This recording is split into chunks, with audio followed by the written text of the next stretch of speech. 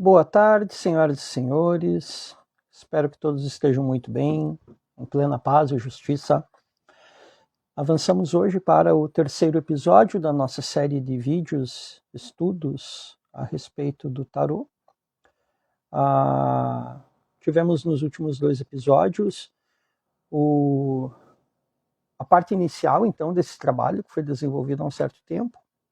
Na verdade, algo que vem de muitos anos de estudo, o qual foi sintetizado, então, nestes materiais, né, que foram produzidos ali por volta do ano de 2021, compilados para o antigo programa Conexão Mística, qual participava. Saudoso programa Conexão Mística da Rádio Centenário.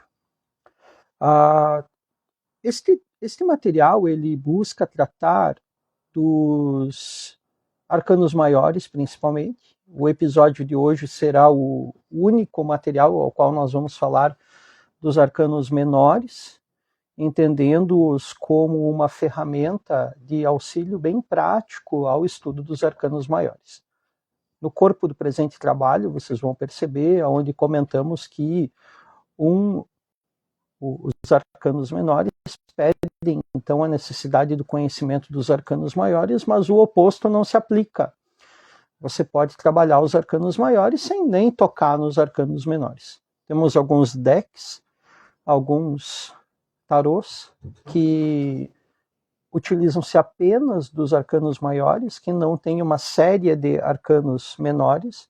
Alguns posteriormente foram adaptados, em algum momento a gente pode falar a respeito disso, mas é importante lembrar que o principal simbolismo está contido nos arcanos maiores. Com ele nós temos todas as ferramentas e conhecimento arquetípico, simbólico, esotérico, conforme a gente quiser abordar esse tema, que vai nos conduzir a um entendimento de tudo aquilo que já foi, aquilo que é e aquilo que será da história da humanidade. Isso é fato. Isso tudo está contido dentro dos arcanos maiores, porque eles são uma ferramenta que o homem, né, antes de mais nada lembrar que é uma ferramenta profana, sintetizada pelos homens, para uma figura de auxílio didático para a instrução dos pequenos mistérios e grandes mistérios. Ou seja, eram utilizados no início da caminhada do sacerdote, do iniciado egípcio, para ensinar os pequenos mistérios, os mistérios de Ísis, isíacos, aqueles mistérios do feitio do pão, né, da fermentação do pão, lembrando que é algo que pede paciência, mas um pão em um dia você faz. Depois, as mesmas ferramentas com uma outra linguagem, ou seja, um aprofundamento simbólico, arquetípico, esotérico, que pode levar talvez até à compreensão mística, mas tratar do termo místico é bem complexo. Alguns vão entender mística com um ponto de vista, outros vão entender mística com outro ponto de vista. Na nossa opinião, misticismo tem a ver com a tua experiência pessoal dentro da caminhada iniciática, que seria aquelas revelações que vêm por meio da prece, da meditação, aquilo que pode vir pelos sonhos, aquilo que vem por meio da intuição. Isso é misticismo. Misticismo, de uma forma, no olhar ocultista, ou seja, quando nós observamos o esoterismo como ciência, o misticismo ele não é nada que tenha a ver com colecionar cristais e incensos diferentes. Tá? Sendo bem franco aqui, você sabe na nossa abordagem que pende mais, né, para o lado ocultista. Né? Como falei antes mesmo também, definir misticismo é bem complexo. Tá? Na nossa visão e dentro daquilo que estudamos, misticismo seria isso. Aquilo que São Bernardo de Claraval teve quando teve as suas visões, Santa Teresa de Ávila, São João da Cruz, todos esses foram profundos místicos dentro do cristianismo, que tiveram, né, aquela vivência muito profunda e, obviamente, também cremos que tiveram conhecimento esotérico, né, daquilo contido dentro do grande volume da teologia cristã. Vamos encontrar isso em todas as religiões, em todos os princípios que nos conectam a essa disciplina sagrada. A busca do retorno à casa do Pai, se podemos dizer. Religião, de certa forma, é essa definição. Avançando então, nessa semana é impossível não falarmos da sede vacância que o cristianismo católico passa, todas aquelas igrejas também ligadas sub juris à Igreja Católica estão, né, sem o seu patriarca. Obviamente, nesse momento, uma figura ocupa, né, a gestão da igreja, que é o cardeal chamado Carmelengo. Ele mantém a estrutura católica apostólica romana sob seus ombros. Acreditamos que não é um fardo muito leve, né? Mas inúmeras visões também, torcemos aí pela Igreja Católica e que seus fiéis tenham um bom Papa para representá-los. Não nos cabe aqui aprofundar esses comentários, poderia alongar o bastante. Até eu comentei, aqueles que acompanham o nosso canal do Telegram, eu fiz lá uma enquete até comentando a respeito de fazer episódios mais curtos, né? Eu vejo que muitos, às vezes, não conseguem acompanhar ou levam muito tempo para acompanhar um episódio inteiro, com a duração aí a média dos episódios antigos era entre 40 e 50 minutos. Alguns episódios até beiraram a hora, né? Mas de momento vamos buscar trabalhar com os episódios de forma mais enxuta, principalmente os próximos. Os próximos serão realmente episódios bem curtos, exatamente para não cansar, levando à compreensão mesmo daquilo que queremos passar com os arcanos. Vamos trabalhar, né, de uma forma mais sistemática, trabalhando com um arcano por episódio. Isso a partir do próximo episódio. Vejamos se teremos aí, talvez eu faça um episódio onde eu exponho como que pode ser levada à prática do estudo dos arcanos, né, de uma forma bem, digamos, fácil, né? Mas isso veremos como vai acontecer. Então, agradeço a cada um de vocês que nos acompanham, agradeço a vocês que estão aí nos ouvindo. Eu busco não ter uma interação muito particular aos que estão assistindo, né, que muitas vezes mandam suas saudações, eu os saúdo também em reciprocidade aos seus graus e qualidades, mas não adianta eu querer levar a questões muito pessoais aqui, porque alteraria o registro final, tá? Eu peço a cada um de vocês, mandem depois um direct, lembrando que esses episódios são sempre apresentados como uma live no Instagram, que ficam salvas lá no ícone dos rios, e depois eles são upados para o YouTube e também depois upados na plataforma do archive.org, o arquivo da internet. Tá? Estamos lá, temos trabalhos também escritos. Aos poucos vamos atualizando, deixando lá realmente como nosso arquivo da internet. Ok? Então, vamos para a nossa prece de abertura, pedindo ao grande Deus, que é o grande arquiteto do universo, que nos abençoe com todas as suas luzes, por meio de seu Filho, Yeshua, o iniciado perfeito, que é o Cristo, ao Espírito Santo, ao qual nós chamamos de Ruach HaKadosh, que nos traga as luzes de Elohim Tsabaot, do arcanjo Micael, de todos os Beni Elohim, que nossos trabalhos, a nossa palavra, seja sempre muito bem mediada pela senda que medeia entre Jaquim e Boaz. Que assim seja, e vamos para o episódio desta tarde, noite outonal típica de Chapecó, esse clima nosso, aqui onde eu estou, às vezes eu olho pela janela, parece que estou num lugar meio escandinavo, né? Aqui na área rural de Chapecó, um local que nos traz muitas alegrias diariamente. Então, avancemos, gente, vamos para o nosso episódio tratando dos arcanos menores, será o único episódio eu não tenho depois como produzir material para 56 episódios, né? Já temos os próximos 22 episódios aqui prontos, que já é um trabalho que foi preparado há algum tempo, que é óbvio que pode ser muito bem melhorado e vamos buscar melhorá-los a cada apresentação. Tá? Então, Arcanos Menores será esse aqui. Mas eu trarei para vocês aqui uma questão bem técnica.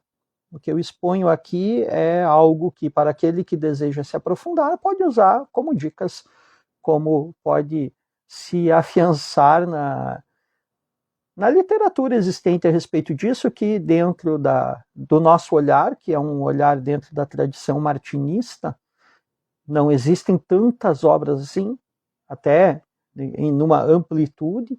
É claro que nós temos algumas obras que vieram da tradição russa e que são exclusivas hoje da língua portuguesa aqui do Brasil, que foram feitos a partir de relatos e documentos que vieram com iniciados para o Brasil. Em relação à literatura russa, eu ainda gostaria de me aprofundar a respeito disso, acredito que eles tenham bastante material também, mas de momento posso ser bem franco em dizer que aquilo que compete à escola martinista não é uma literatura tão vasta, as obras que temos são bem limitadas, mas são obras de grande profundidade. O restante é hábito que nós nos afiancemos dentro da língua francesa, né, que também, mesmo assim, não tem uma literatura tão vasta quando se fala do tarô iniciático. Não estamos falando de ferramenta divinatória ou premonitória, estamos falando de uma ferramenta que, embutida aos caminhos da árvore da vida, pode ser utilizado pelo iniciado para compreender situações da sua própria existência. Creio que, em determinado ponto, assim como se nós nos colocarmos a interpretar os sonhos das pessoas é muito petulante da nossa parte, da mesma parte é o trabalho feito com o tarô. Pediria talvez um trabalho muito sério, ancorado aí nos dados genetilíacos, ou seja, nos dados astrológicos, também com alguma compreensão já prévia de um trabalho cabalístico, que poderia traçar talvez um mapa que, a partir daquele momento, ele se torna imutável, pois os arquétipos eles vão ocupar um lugar e depois disso, isso não muda mais. Tá? Essa é a minha visão do tarô como ferramenta, tá? Dentro da tradição a qual buscamos representar. Então, avancemos hoje, traremos como encerramento desse ciclo expositivo de 3 episódios sobre o tarô, algo resumido sobre os arcanos menores. Nos próximos episódios, então, vamos para uma série mais técnica sobre os arcanos maiores, com episódios curtos, tratando dos 22 arcanos de forma separada. Então, avancemos, arcanos menores. Estes arcanos, então, utilizados como aperfeiçoamento dos estudos relacionados aos arcanos maiores do tarô, apresentam detalhes mais aprofundados, mas também detalhes mais abstratos, sendo, assim, um referencial de uma grande natureza metafísica, quiçá filosófica também. Você poderia trabalhar em cima dos arcanos menores com um conhecimento filosófico do próprio ser, trabalhando, quem sabe, semanas, dias ou até meses em cima de um próprio arcano, buscando esgotá-lo com o seu conhecimento, uma síntese a respeito daquilo que pode representar, talvez até algo que te leve ao caminho da reintegração. Claro que falando isso de forma particular, ou seja, da reparação ou da restauração. Não que não possa ser feito isso por meio dos arcanos maiores também. Como dito anteriormente, a necessidade de conhecimento profundo dos arcanos maiores é absolutamente necessário para esta jornada nos arcanos menores. Mas o oposto não é regra. Você pode estudar os arcanos maiores sem nem tocar nos arcanos menores. Existem poucas obras na atualidade que tratem de forma tradicional e iniciática, tá, sobre estes arcanos menores, e aqui não consideraremos aquelas de cunho puramente divinatório, pois não estão dentro do nosso objeto de pesquisa. O que acontece em muitas dessas obras é uma repetição de trabalhos feitos em cima de obras tradicionais, aonde o autor da obra vai trazer o seu ponto de vista. Então, algo que traga uma visão diferente em cima disso são muito raras, tá? Obviamente, hoje existe uma amplitude de produção cultural, tem muita coisa que talvez a gente venha a conhecer daqui 20 anos que chegue ao nosso contato, tá? É um meio muito grande, mas muitas vezes é a repetição de olhares dentro de uma mesma escola. E até não há como reinventar a roda, né? A roda já foi inventada, o mundo já foi salvo, né? Então não adianta também a gente ficar querendo inventar muita coisa em cima de algo que é tradicional e que traz um conhecimento que até certo ponto é imutável. Ele vai se tornar mutável quando você coloca o teu olhar em cima disso, a tua vivência, o teu conhecimento. Nosso escopo atual é puramente o desejo do aperfeiçoamento constante do ser, na busca incessante pela autorrealização e da autoiniciação, e não levar a questões de previsões que competem puramente à existência, ou seja, aquelas situações que envolvem o livre-arbítrio dos seres. A totalidade de lâminas do tarô, e apenas assim é considerado tarô, é de 78 lâminas. Destas 22, os arcanos maiores, conforme já explicamos nos últimos programas, e restam 56. 56 fazem, então, o conjunto dos arcanos menores. A história aponta que estes arcanos menores, eles são póstumos, eles vieram posteriormente ao uso dos arcanos maiores. Então não temos registro de que eles tenham sido utilizados, por exemplo, pelos egípcios. Não se tem registro de arcanos menores entre os egípcios. Tá? Ah, mas eu tenho aqui os arcanos menores do tarô egípcio. Sim, eu também tenho. Tá? O tarô de Saint-Germain, ele atribui-se, né, a Saint-Germain. A gente sabe que muitas dessas coisas são apostas um nome de um iniciado no passado para ter mérito, para ter um reconhecimento, mas não quer dizer que isso foi feito por Saint-Germain. Talvez pode até ter sido feito por Cagliostro, que tem uma visão e uma vivência muito mais em cima dos processos e conhecimento egípcio, mas que também a gente sabe que não era tão profundo assim, porque sempre que se fala em Egito, ou situações de conhecimento egípcio, nós não temos assim tanta coisa. Tá? Avancemos. Não quero também levantar polêmicas nesse ponto. Neste conjunto, então, de lâminas, percebemos dois aspectos muito simbólicos e interessantes ao estudante moderno. Não que o do passado não tenha utilizado, mas falando para aquele que estuda hoje o tarô, esse compêndio enciclopédico de conhecimento arquetípico, simbólico, esotérico. Primeiramente, o aspecto quaternário e seguido do aspecto denário, ou seja, aquele ligado ao número 4, quaternário, denário ligado ao número 10. Então, o 4 e o 10, números muito simbólicos ao caminho dos estudantes, atribuem profundidade de conhecimento iniciático, já neste ponto do estudo dos arcanos menores. Vejamos.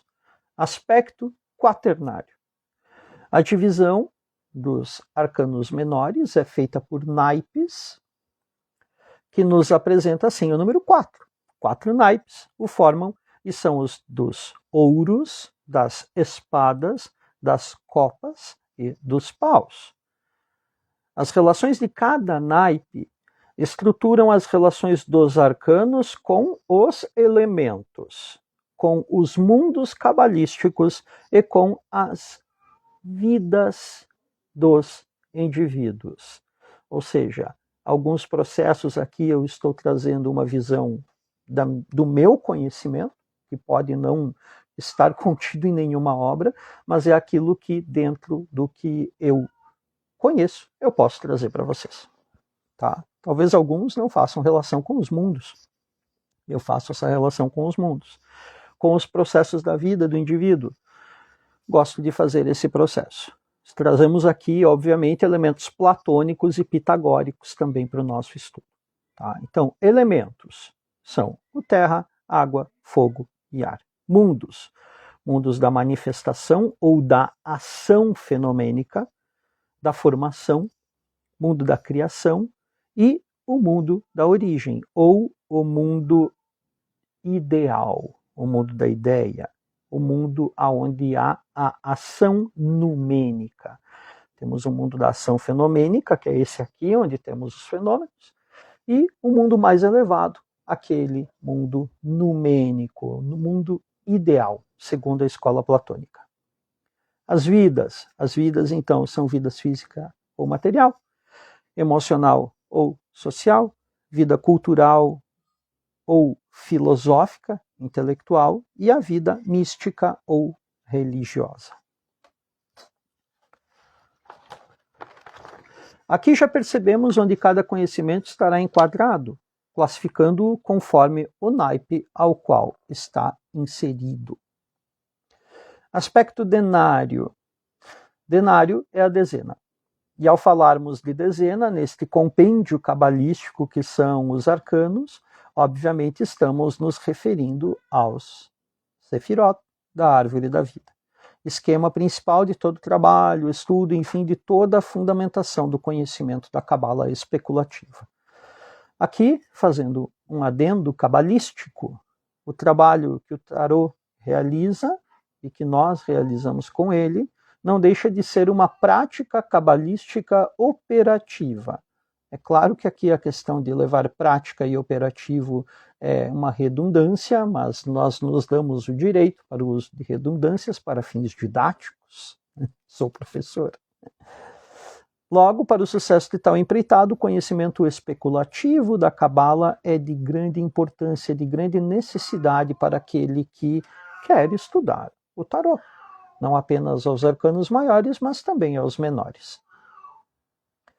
Outro ponto urge em importância. Cada naipe possui 14 lâminas. Destas, 10 são as numeradas, que vão de 1 a 10, e as outras 4 lâminas são as dos reis, das rainhas ou damas, dos cavaleiros e dos valetes ou dos pajens. Aqui, novamente, o quaternário se apresenta para o estudante e pode ser aplicado aqui o simbolismo anteriormente exposto sobre o quaternário, além do profundo sentido relativo ao 4 e ao 10, e sua íntima relação, que em seguida explicaremos. Essa íntima relação é aquilo que os pitagóricos falam como a santa, a divina tetractis. Mas antes, o quaternário tem um estágio, tem uma relação íntima ao desenvolvimento humano. Então, a cada estágio do desenvolvimento humano, que nós chamaremos de setenários, e são eles.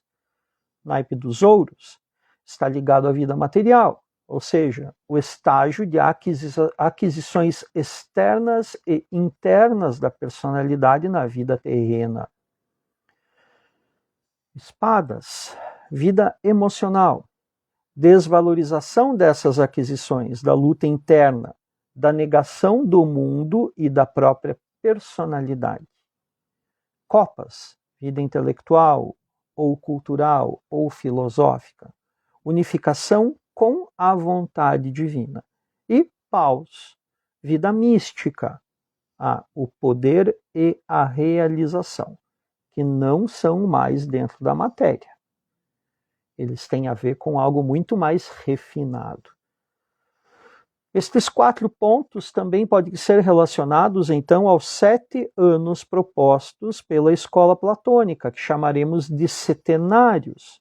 Esses setenários, eles partem do 0 ano, do 0 ao 7, ao período ao qual a criança é instruída pela comunidade, onde ela não tem nem pai nem mãe, mas terá pais e mães. Todas as crianças são filhas de todos. Lembrando que isso é um reflexo de personalidade. Tá? Isso está ligado também ao naipe de ouros.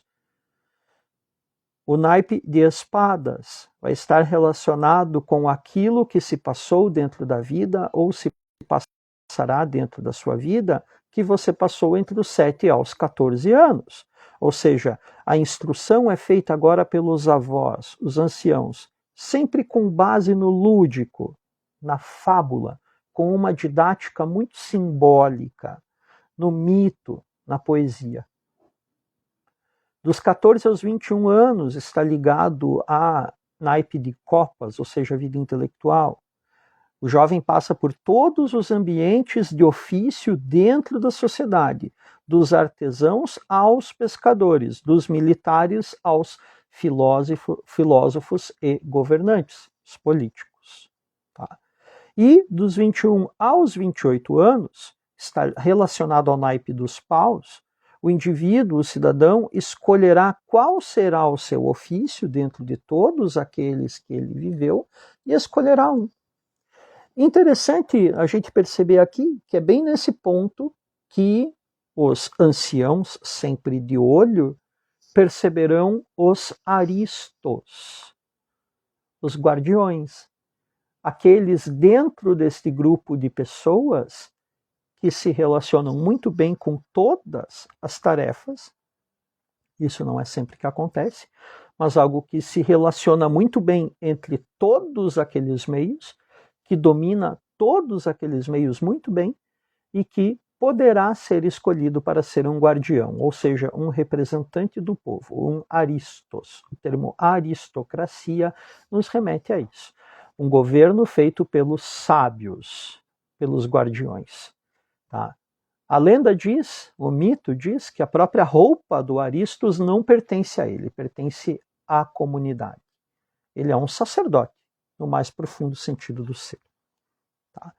Essas relações, qualquer coisa, gente, depois voltem o vídeo e vão fazendo anotações. Tá? Mas cada um desses momentos, ele terá uma relação muito íntima com aquela lâmina. Tá? A relação do 4 e do 10, conforme falamos antes. A Sagrada Tetráctis dos pitagóricos. Ela é um exemplo da inteligência do grande geômetra com o universo. Ou seja, a Deus, o grande arquiteto do universo, o grande geômetra, o sapientíssimo, o altíssimo. Ele criou o universo por meio de leis naturais, e é a partir dessas leis naturais que nós vamos decodificando cada vez mais esses símbolos para ter uma vivência de conhecimento mais próxima possível. Talvez seria muita ambição nossa conhecer tudo, mas pelo menos um pouquinho por vez a gente vai dominando deste conhecimento oculto dentro da natureza. Não é Deus que rege as coisas. Deus criou leis naturais e são essas leis naturais que regem as coisas. Essas leis naturais são Deus? Sim, de certa forma também. Tá? Mas é uma inteligência que arquitetou, plasmou e aquilo ali administra a situação.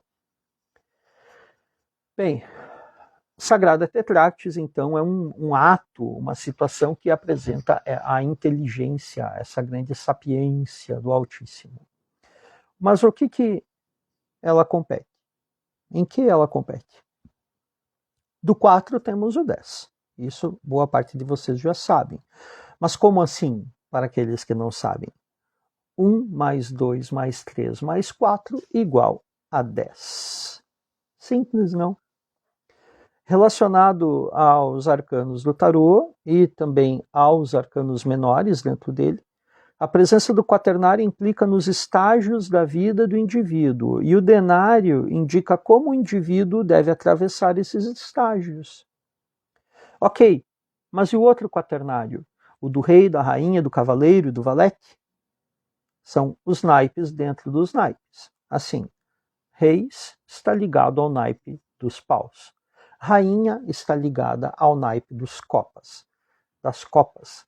O cavaleiro ao naipe de espadas e o valete ou o pajem ao naipe de ouros. Aí a gente tem uma relação muito presente com os setenários, ou seja, período do 0 ao 7 está ligado ao valete, ao pajem. Período dos 7 aos 14 ligado ao naipe das espadas. Rainha, copas, está ligado àquele momento que se vive entre os 14 aos 21, e rei, momento que vive dos 21 aos 28, ligado ao naipe de paus. Uma coisa interessante de ser dita nesse ponto é que lá nos 28 aos 35, você volta a reviver situações que você teve do 0 ao 7. E assim por diante. Tá? É assim que funciona. Do 0 ao 7 é muito provável que você tenha tido memórias muito marcantes, e dentro dessa psicologia setenária, a antroposofia fala um pouco sobre isso. Você vai reviver memórias que você teve na infância ali entre o teu período dos 28 aos 35. Interessante, não? Dá para explicar muita coisa.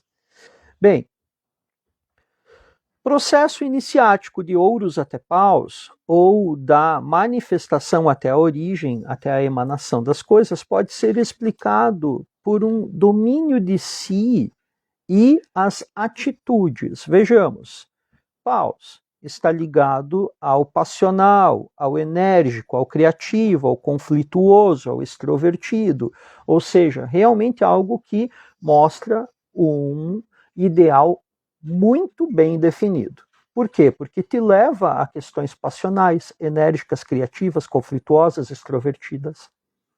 Copas está ligado ao sentimental, ao romântico, ao social, ao espiritual. Espadas, ao racional e verbal, decidido, agressivo, né? Algo que leva à agressividade ou a uma decisão. Agressividade, lembrando, Jordan Peterson tem uma frase um vídeo muito conhecido dele, onde ele fala que todos nós devemos estar sempre prontos para a ação. Claro, vivendo em paz, na nossa tranquilidade, mas nós podemos sair da estabilidade e partir para a instabilidade em qualquer momento que for preciso. Nós devemos estar prontos para operar a força no momento que for necessário para que isso aconteça.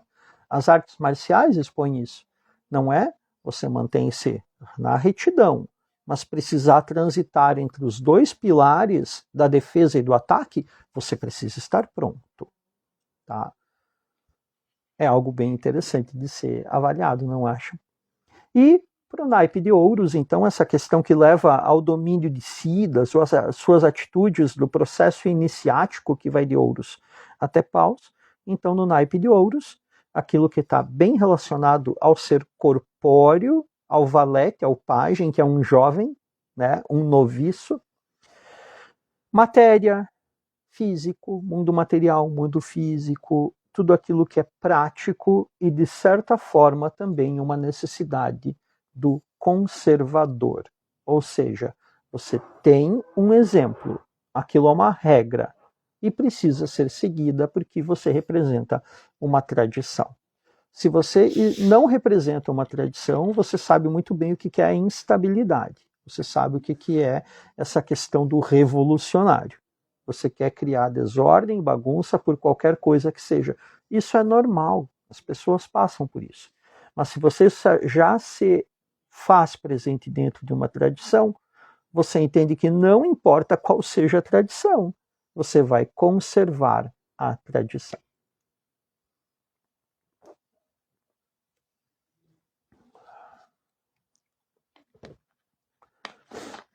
Não é algo muito prático, nem muito simples. É algo que realmente a gente precisa definir por meio de esquemas, estudo constante, se você quiser entrar nesse mundo. não somente dos arcanos maiores, mas dos arcanos menores também. Para os martinistas, é clara a relação com o processo da reintegração dos seres aqui, simbolizado pelos 4 estágios da iniciação da sua tradição. Aqui também o tetragrama sagrado, o Yod, Re, Vav, Re, se apresenta. Tem algumas ideias que eu acredito que são dominantes dentro de cada um dos arcanos menores, aspectos, ideias dominantes de cada naipe. Assim como nos arcanos maiores, cada lâmina possui também ideias dominantes. É em cima disso que nós vamos trabalhar bastante nos próximos episódios. Aqui, além do que já foi tratado até agora, a respeito dos conceitos, cabe apresentar também a chave de estudo para cada naipe. Tá? De partida, de onde surgem esses símbolos? Ouro, espada, copa, paus? Lembram do nosso amigo mago? O arcano 1. Na sua mesa, o mundo dos 4 elementos. Ou seja, os 4 pés da mesa. Os 4 elementos. No tarô de Marsella, vocês podem perceber muito bem que apenas 3 pés aparecem, porque o outro é o ar. Então esse elemento ele não aparece, tá? Mas a gente sabe que ele está ali. Os objetos que estão à sua frente. A moeda em sua mão direita abaixada, a mão da forma. O punhal e a taça na sua frente e a varinha na sua mão esquerda, erguida, a mão da força. Mão da forma, abaixada. Mão da força, erguida. Vamos para as chaves interpretativas desse simbolismo. Ouros. As alternativas de apoio no plano material, denso. A busca por alicerçar a obra dos planos sutis aqui, manifestando a grande obra aqui, nessa vida, nesse plano. Manifestar a grande obra é o teu projeto, é o teu propósito. Você está no caminho da iniciação? Não é? Ou não? Espadas. Dissipar as ilusões da matéria, buscando sustentação nela para seu despertar espiritual. Copas. Libertar o plano da densidade das amarras materiais, revelando aqui a missão vinda do alto. E paus. Ter consciência do teu trabalho aqui, fazendo o possível e o impossível para manifestar a grande obra. É um estágio. Vejam, você pode começar também na vida iniciática nesses setenários. Você começou há pouco, ou está começando agora, você está neste ponto que vai do 0 aos 7 anos. Você estará ligado a tudo que representa o pajem, o valete, o noviço, ao ouro. Ao ouro que ilude.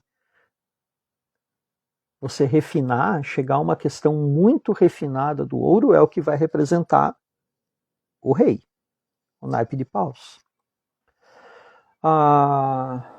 Cada ponto ganho aqui é um progresso de missão, um progresso de alma, manifestando assim a cada passo uma conquista. A cada passo é mais uma chave para se resolver o enigma da esfinge. Eu sempre uso isso dentro dos grupos que eu participo. Vamos com calma, pois temos pressa. Se você ir com pressa, certamente terá que parar e começar tudo de novo. E é bem aí que normalmente se desiste. Se diz que aquele caminho não é para você, que aquilo ali é incoerente, que aquilo ali é desgastante. Quando você vê, tu gastou tempo, gastou dinheiro, tempo e dinheiro também, recursos para ter queimado etapas. Os passos, então, para resolver o enigma da esfinge, na minha visão, é óbvio. Transformar a matéria vil em nobre, metal profano em ouro. O caminho da fé, da vontade plena, pela espada. Viver a experiência do eterno, bebendo no cálice dos justos. E a realização plena, compartilhando os seus brotos com todos e com a certeza de que nunca deixará de brotar. Lembrando que a palavra neófito quer dizer um broto novo. Encerramos aqui nosso estudo, então, de abertura dos arcanos do tarô. Meu desejo de realizações plenas a todos no caminho da beleza, da bondade e da justiça. Nos nossos próximos encontros, então, trataremos de cada arcano maior isoladamente. Obrigado a cada um dos senhores e das senhoras. Fiquemos todos